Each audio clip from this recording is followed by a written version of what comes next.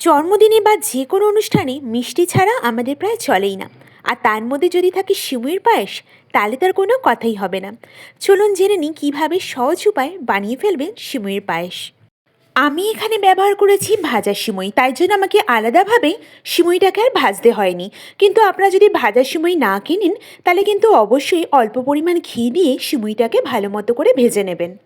তারপর এখানে দুধটাকে ফুটতে দিয়ে দিয়েছিলাম। দুধটাকে ভালো করে ফোটার জন্য কিছুক্ষণ রেখে দিতে হবে। কটা এলাচও নিয়ে নিয়েছিলাম সাথে। এরপর দুধের মধ্যে চিনি দিয়ে ভালো মতোভাবে নেড়ে নিতে হবে। তারপর কিশমিশগুলোকে এক এক করে দিয়ে দিয়েছিলাম গরম দুধের মধ্যে। কিশমিশ দেওয়ার পর দিয়ে দিয়েছিলাম সিমুইগুলো।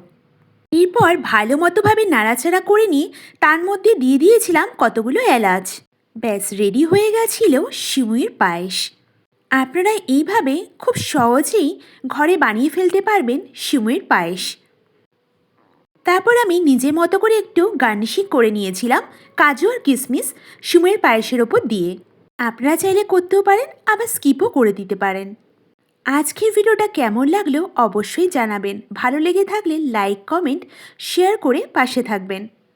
আরও এরকম টেস্টি টেস্টি সুস্বাদু রান্নার খোঁজ পেতে চ্যানেলটি সাবস্ক্রাইব করে রাখবেন। ভালো থাকুন, নমস্কার।